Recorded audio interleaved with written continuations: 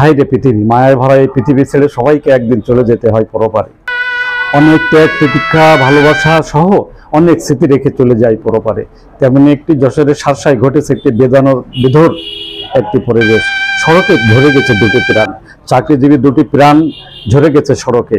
আজ পরিবারে চলছে যেন শোকের মতো। সেই প্রতিষ্ঠানগুলোতেও মায়া ভুলতে পারছে না কেউ। তেমনই একটি দৃশ্য, তেমন একটি ঘটনা জানাবো, শোনাবো, দেখাবো। আমরা শেষ পর্যন্ত দেখবেন ভিডিওটি, সাথে থাকবেন আমাদের। মৃত্যু কাউকে ছাড়ে না, যে কোনো সময় যে কোনো স্থানে চলে যেতে হয় পরপারে। তেমনি প্রভাত সূর্যের বিচ্ছারণের আগেই চলে যেতে হলো তাদেরকে পরপারে।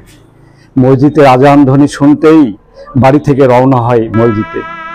উদ্দেশ্য নামাজ পড়া, আল্লাহর সন্তুষ্টির জন্য। ইমান আমলে ছিল, ঘাটতি ছিল না তাদের। আজ পরিবার পরিজন স্বজন আত্মীয় সহ সবাইকে রেখে চলে গেল পরপারে। তারা ফিরবে না, আসবে না কোনোদিন, বলবে না কথা। আজ পরিবারে যেন শোকের মাতম। সেদিনের স্মৃতি যেন ভুলতে পারে না কেউ। কত মায়া, কত প্রীতি, কত ঘটনা রেখে গেছে তারা। আজ সবাইকে কাঁদিয়ে চলে গেল আপন ঠিকানায়। সবাইকে যেতে হবে। যশোরের নাভারণ ফরেস্ট অফিসের সামনে পণ্যবাহী ট্রাকের চাপায় দুইজনের মৃত্যু হয়েছে। মসজিদে নামাজ পড়তে যেয়ে সড়কে তাদের মৃত্যু হয়েছে বলে জানিয়েছে স্থানীয়রা। নিহতরা হলেন শার্শা উপজেলার গাতিপাড়া গ্রামের সুলতান আহমেদের ছেলে, নাভারণ ডিগ্রি কলেজের অবসরপ্রাপ্ত অধ্যাপক নাসির উদ্দিন 62 এবং ঝিগরগাছা নাভারণ কলোনির শ্যাম নজিরের ছেলে, জাপান বাংলাদেশ কালচারাল এক্সচেঞ্জ অ্যাসোসিয়েশনের নৈশ প্রহরী আলী বক্স 65 নিহত হয়েছে। দুজনেই নাভারণ ফরেস্ট পাড়ায় বসবাস করতেন, এমনটি জানান স্থানীয়রা।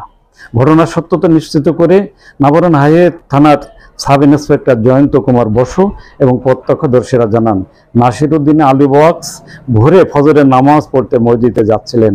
প্রতিমধ্যে যশোর থেকে বেনাপোলগামী পণ্য বোঝাই একটি ট্রাকের চালক তাকে নিয়ন্ত্রণ হারিয়ে চাপা দিয়ে ঘটনাস্থল থেকে পালিয়ে যায়।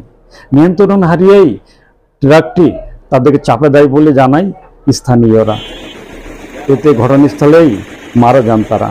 চাপা দেওয়ার পর ট্রাকটি পাশের খাদে পড়ে যায়, দুমড়ে মুচড়ে যায় ট্রাকের কিছু অংশ। লাশ উদ্ধার করে যশোর জেনারেল হাসপাতাল মর্গে পাঠানো হয়েছে বলে জানান সাব ইন্সপেক্টর। ট্রাকের চালক ও সহকারী পলাতক রয়েছে, তাদের আটকেরও চেষ্টা চালানো হচ্ছে বলে জানান জয়ন্ত বসু। তারা কোনোদিনও ফিরবে না, বলবে না কথা।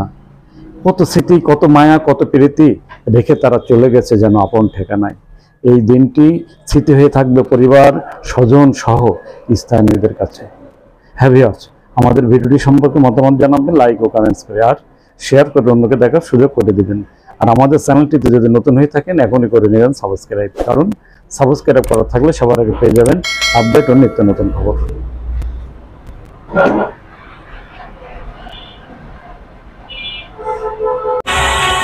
দেশ বিদেশের সব খবর জানতে, দেখতে, শুনতে, শিক্ষা, স্বাস্থ্য, যোগাযোগ, ভ্রমণ, বাণিজ্য ও বিনোদন সহ বিভিন্ন বিষয়ে সবার আগে সব প্রতিবেদনটি দেখুন ভয়েস অফ ক্যালকাটায়।